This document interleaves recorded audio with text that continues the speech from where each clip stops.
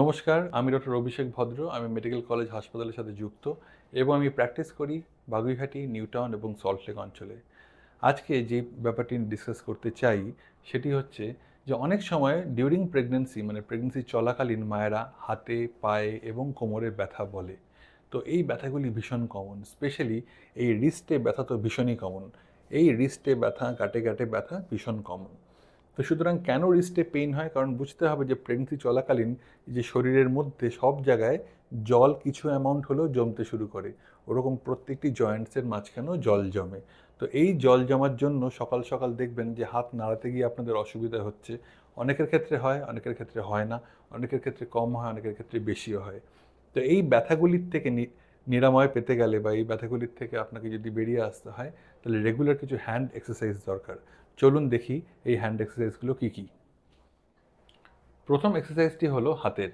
তাহলে প্রথমে হাতটিকে আপনি সোজা রাখবেন, একদম সোজা, যাতে এই এলবোটি ফ্লেক্সড না হয়, সোজা থাকে এবং হাতটি এরকম থাকে। থেকে অন্য হাতটি দিয়ে এরকমভাবে নিজের দিকে টানবেন। টেনে আপনি কাউন্ট করবেন 1, 2, 3, 4, 5। এটি হয়ে গেল। এবারে সেই হাতটিকে আবার নিচে করে দিয়ে সোজা রেখে এরকম করে টানবেন। 1, 2, 3, 4, 5। তারপরে আবার সেই হাতটিকে এরকম করে সাইড করে নিয়ে 1, 2, 3, 4, 5। তারপরে এই হাতটিকে এরকম করে নামিয়ে দেবেন, নামিয়ে দিয়ে 1, 2, 3, 4, 5। তো এই চারটি হয়ে যাওয়ার পর এই হাতটিকে এরকম করে মুঠো করে ধরবেন, ধরে এই রিস্টটিকে এরকমভাবে ঘোরাতে থাকবেন। 1, 2, 3, 4, 5। আবার উল্টোটাকে 1, 2, 3, 4, 5। এই কতগুলি এক্সারসাইজ করলে আপনার এই হাতের রিস্টের যে জয়েন্টের ব্যথা বা হাত নাড়ানোর জন্য যে প্রবলেমগুলো হচ্ছিল সেগুলি আর হবে না। প্রেগনেন্সি চলাকালীন আরেকটি যেটি প্রবলেম হয়, যত বয়স বাড়ে বা যত মাস বাড়ে, যত বাচ্চাটির সাইজ বড় হতে থাকে, তো শরীরের ওজনও বাড়তে থাকে এবং হাঁটুর ওপর সেটির প্রভাব পড়তে শুরু করে। তো মহিলারা তখন এসে বলে যে আমাদের হাঁটুতে এত ব্যথা যে আমরা ঠিকমতো হাঁটতে চলতে পারছি না, বসতে উঠতেও কষ্ট হচ্ছে। তো এই হাঁটুর প্রবলেম কিন্তু ভীষণ প্রবলেম।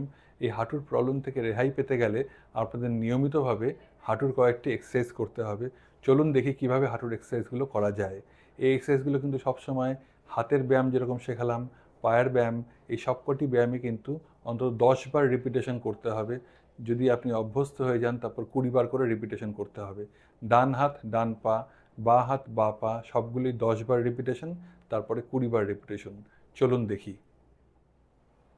তো অনেকে বলে যে আমাদের এই হাঁটুতে খুব ব্যথা, এই হাঁটুতেও ব্যথা, এই হাঁটুতেও ব্যথা, এত ব্যথা যে পা ফেলতে পারছি না।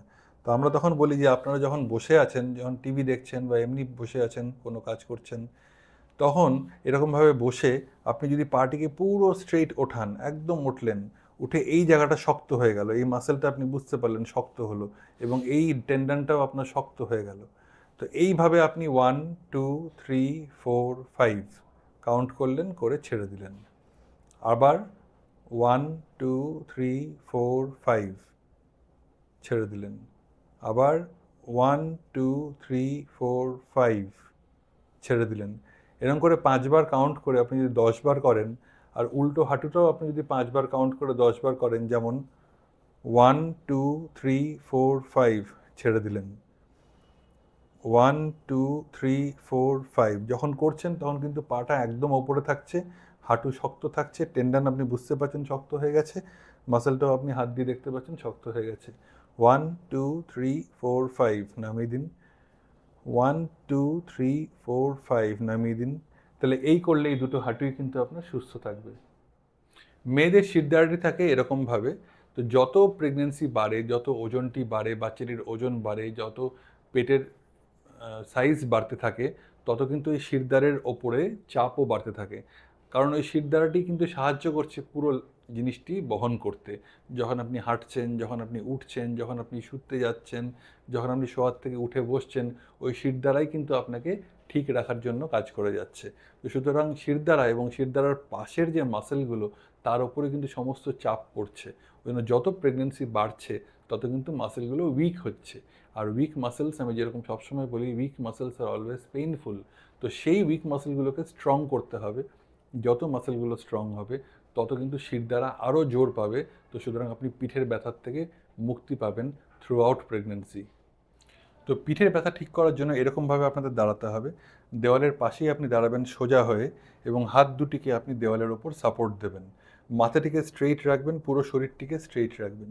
এরকমভাবে সাপোর্ট নিয়ে মাথাটিকে একই জায়গায় রেখে, মাথা নোয়াবেন না, মাথাটিকে একই জায়গায় রেখে একদিকের পা উঠিয়ে দিন।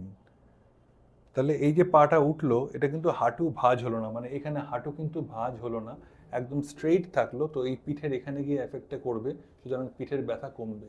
তাহলে এরকমভাবে 1 2 3 4 5 নামিয়ে দিন। পরের পাটা উঠবে এভাবে 1 2 3 4 5 কাউন্ট করে আবার নামিয়ে দিন। প্রত্যেকবারই আপনারা দেখছেন যখন পাটি উঠছে হাঁটু কিন্তু ভাঁজ হচ্ছে না, হাঁটু থাকছে স্ট্রেইট এবং পুরো প্রেশারটি পিঠের ওপর গিয়ে পড়ছে। এটি আপনি প্রেগনেন্সির সময় ভীষণ ভালোভাবে করতে পারবেন। শুধু সাপোর্টটি নিয়ে করবেন যাতে করে আপনি পড়ে না যান। আবার চলুন দেখি।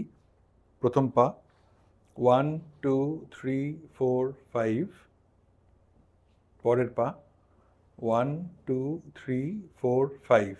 এরকম করে ডান পা 10 বার, বা পা 10 বার, এই করে শুরু করুন। প্রত্যেক দিন করুন ব্যায়ামটি, সকালে একবার করুন, বিকেলে একবার করুন।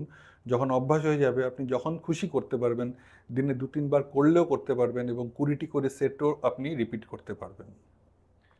তাহলে আপনারা দেখলেন যে এই এক্সারসাইজগুলো কি সুন্দর, এবং আপনাদের কাছে একটাই অনুরোধ যে আপনারা কিন্তু ছেড়ে দেবেন না। রেগুলার প্রত্যেক দিন আপনারা কিন্তু এক্সারসাইজগুলো করবেন, এবং করলেই দেখবেন এই ব্যথা আস্তে আস্তে আপনাদের লাইফ থেকে চলে গেছে। এই সম্বন্ধে আরও আপনাদের কোয়েশ্চেন থাকলে অবশ্যই আমাকে জানাবেন। নমস্কার।